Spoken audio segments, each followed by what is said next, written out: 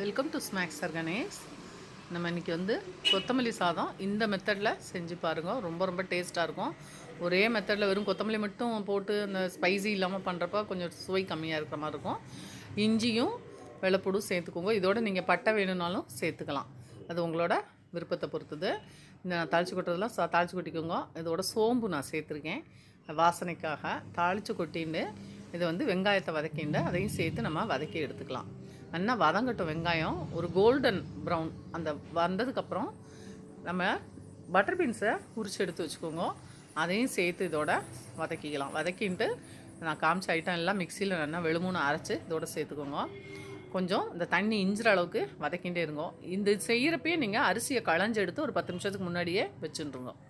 அதையும் சேர்த்து போட்டு நல்லா பரட்டி அது கூட கொஞ்சமாக மஞ்சப்பொடி கொஞ்சம் காரப்பொடியும் சேர்த்துக்கோங்க. உப்பு சேர்த்துக்கோங்க.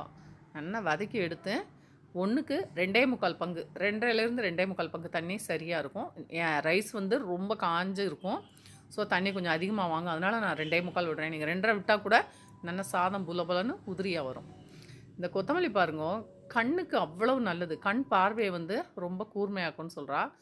ப்ளஸ் நோய் எதிர்ப்பு சக்தி அதிகமாக உள்ளது. விட்டமின்ஸ் நிறைய இருக்குதுல.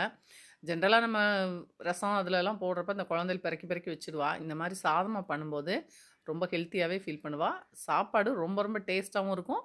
ப்ளஸ் நீங்கள் லஞ்ச் பாக்ஸுக்கு தாராளமாக இதை நீங்கள் கொடுத்து விடலாம். சாதம் ரொம்ப நல்லாயிருக்கும். இதோட 2-3 ஸ்பூன் நெய் மட்டும் நீங்கள் ஆட் பண்ணிக்கோங்க. எல்லாத்தையும் சேர்த்து நல்லா தளன்னு கொதித்ததுக்கு அப்புறமா நீங்கள் குக்கரை மூடி 7லேருந்து 10 நிமிஷம் சிம்மிலேயே வச்சு இறக்கிடுங்க. இதுக்கு ஒரு சின்ன ரைத்தா நான் வேறு ஒன்றுமே ஆட் பண்ணலை.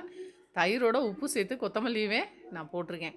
இது கூட நீங்கள் தயிர் வெங்காயம் போட்டுக்கலாம், இல்லை கேரட் பண்ணிக்கலாம். அது மாதிரி என்ன வேணாலும் நீங்கள் பண்ணிக்கலாம். நான் இன்றைக்கி வெறும் தயிரும் கொத்தமல்லி பொடி உப்பு தான் செஞ்சுருக்கேன். இதை பார்த்தீங்கன்னா தெரியும் உங்களுக்கு. சாதம் ரொம்ப ஃபஸ்ட் கிளாஸாக ரெடி ஆகிருக்கும். அருமையான கொத்தமல்லி சாதம், ஹெல்த்தியான கொத்தமல்லி சாதமும் கூட. ஆற்றுலையே சூப்பராக பண்ணலாம். ஹெல்த்தியானது. நீங்கள் பட்டர் பீன்ஸ் போடுறப்ப கூடுதல் சுவை கிடைக்கும். இன்னும் ஸ்பைசி வேணும்னு நீங்கள் ஸ்பைசி ஐட்டம்லாம் சேர்த்துக்கலாம். ஆற்றுல ட்ரை பண்ணுங்க. லஞ்ச் பாக்ஸுக்கு ரொம்ப டேஸ்டியாக இருக்கும். ட்ரை பண்ணிவிட்டு எனக்கு கமெண்ட்ஸ் போடுங்க. அருமையான கொத்தமல்லி